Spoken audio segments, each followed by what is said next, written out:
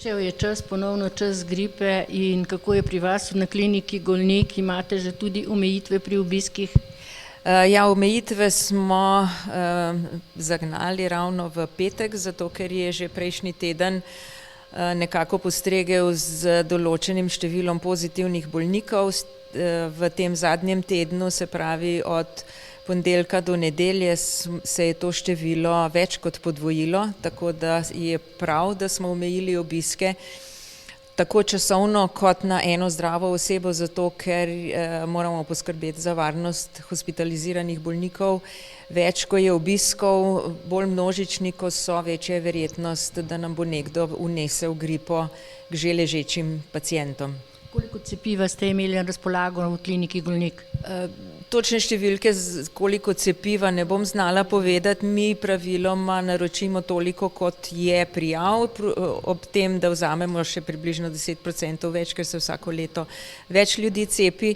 Trenutno imamo precepljenost zaposlenih na 48%, s tem, da bo verjetno odstotek še nekoliko višji, ker še nekaj kolegov, kolegic se ni cepilo zaradi morda nekih razlogov odsotnosti ali pa morda bolezni. In komu cepljenje priporočate in komu ga odsvetujete? Pravzaprav se cepljenje priporoča zelo široke populaciji, pravzaprav zdravstveni delavci seveda absolutno, potem pa starejši od 65 let, tudi bolniki, ki imajo neke kronične bolezni krvnožilnega sistema, diabetiki, seveda pljučni bolniki, to absolutno.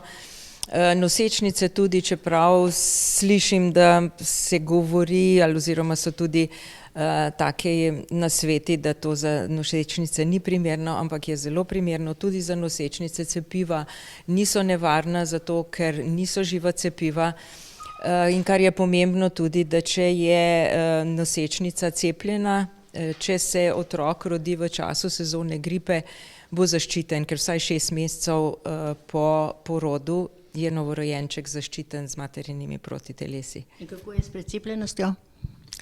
Za precepljenost v Sloveniji, vsaj za letošnje leto nimam podatka, ampak če pogledamo nekaj podatkov, ki so na voljo iz raznoraznih poročil, se v Sloveniji ravno ne cepimo zelo radi.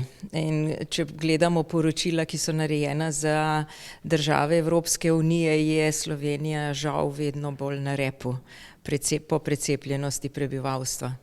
Kaj priporočate tistim, ki prihajajo k bolnikom v vašo bolnišnico?